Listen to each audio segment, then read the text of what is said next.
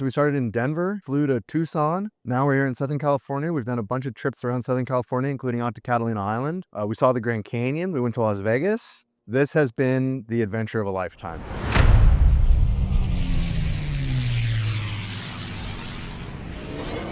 All right, welcome to Lessons Learned, the channel where we talk about learning how to fly and flying. We talk both to existing pilots and pilots that want to be pilots. Yeah, soon-to-be pilots. Like Riley. Why don't you introduce yourself? Hey guys, I'm Riley. I'm from the Ambition Strikes YouTube channel, and I'm here with Jan doing a 14-day accelerated flight school. Picked up this plane 12 days ago in Denver. We're on a cross-country trip together, an adventure of a lifetime. Yep.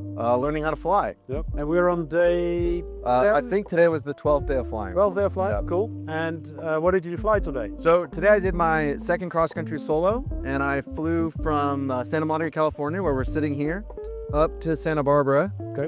where I had to get clearance into the Class Charlie controlled airspace, Okay. and then back to Santa Monica. You chose for accelerated training. What was your main reason to go accelerated versus Yeah, you know, traditional?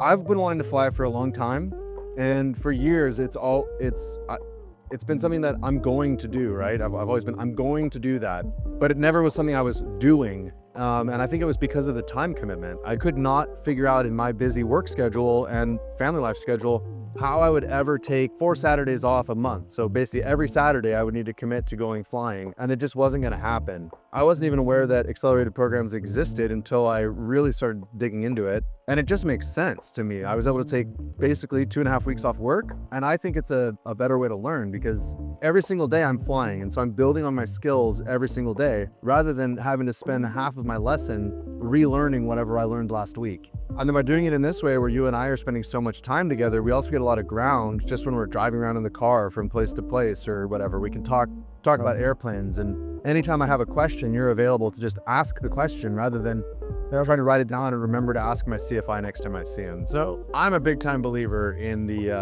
accelerated program. Yeah, so now that you've been doing it for 12 days and you've got most of the training done. I can't believe it's only been 12 days. This feels like it's been months. The time goes fast, but it also, I just can't, if I look back at who I was as a pilot 12 days ago, I can't believe that today I flew this airplane by myself through all these controlled airspaces in Southern California. Yep. All the radio calls, all the clearances, all the managing the airplane, flying the airplane, all on my own. And I didn't know any of it before I came into this program. Right, so you went from zero to flying a pretty advanced aircraft, Cirrus SR-20, with all the bells and whistles, totally by yourself, understanding the systems, being able to communicate on the radio.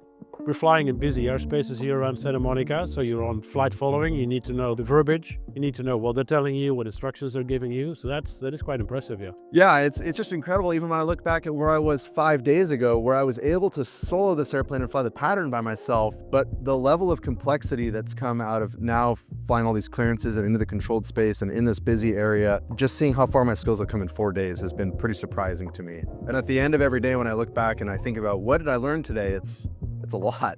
All right, Riley, what was the coolest experience in this past 12 days? Oh man, I mean, the coolest experience was soloing for the first time and flying that very first pattern. It was the moment right off the end of the runway here where I could see the beach, and I realized I'm flying this airplane by myself. It wasn't until we took off that it really clicked what was happening. But that's followed up by a close second of flying into LAX. It just showed me that as long as you follow the procedures and the instructions, Right. basically anything is possible in general aviation. And that is kind of our goal at Fly Accelerate, is to give you as many of the different experiences that you're also going to encounter once you are flying a plane. You know, the Bravo airspace, the clearance, flying into it, landing into it, the chatter on the radio, as you noticed, that's significantly higher even than Santa Monica. They're like, you have to be on it. So you really get all the different experiences that you really want to have once you become a pilot.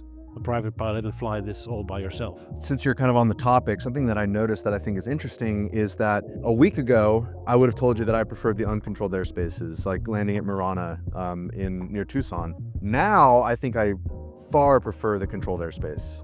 When you find it uncontrolled, you don't know what the other guys are doing. They don't all have ADS-B. They're not necessarily making radio calls. You're you're trying to figure out where everyone is and where you fit into the order. We're flying into a controlled space like Santa Monica here, Right. but the tower's managing all that for me, which brings the workload down. So the communication is up, the knowledge has to be up, but the workload is down. Yeah, so I agree with you. Yeah. It needs the experience of, you need to say the right words on the radio, so you definitely want to get that built up slowly. But once you have it, it's much easier because they keep an eye over you. They tell you where the traffic is. Because otherwise, if you're an uncontrolled, it can be dangerous. As we know in Marana, only 3 weeks ago there was a midair Right.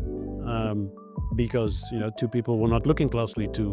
One of them was not keeping a constant eye on the other one while going around. So you definitely want both experiences, controlled and uncontrolled.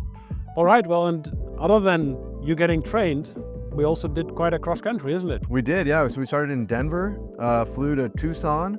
Now we're here in Southern California. We've done a bunch of trips around Southern California, including out to Catalina Island. We saw the Grand Canyon. We went to Las Vegas. This has been the adventure of a lifetime. Not only has it been a wonderful learning experience, but it's also just been a tremendous personal experience as far as Yep. what we've done, the places we've seen. I've never done a different version of flight training, but I can imagine if we basically stayed at the same airport and flew circles all day, it wouldn't be anywhere nearly as exciting as Yep. this is. And would you say it's a big barrier to fly a more advanced plane, a quicker plane like a Cirrus? Would I say it's a barrier? I don't have anything to compare to.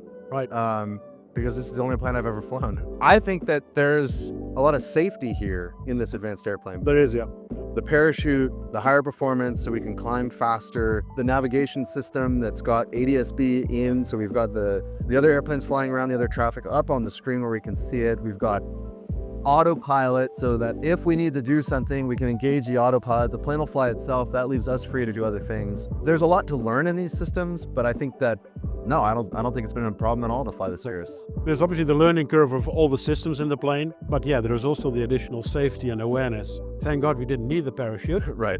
but worst case, I can pull it. This plane even has audible warnings. As we get near terrain or near other traffic, it'll talk to us in the headset and say, terrain, pull up, or traffic, 1 o'clock, 1 mile, less than 2 miles. Yep. Like the whole time you were flying formation with me today, it was yelling at me. Yeah. Over and over and over and over again. It doesn't like that, yeah. All right.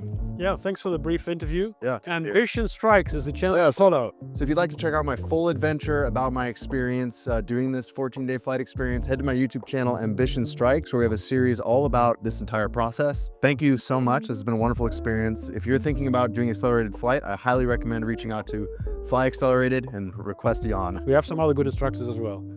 But not Jamie. No, I'm just kidding. Poor Jamie. All right, guys, thanks for watching, and we'll see you in the next one.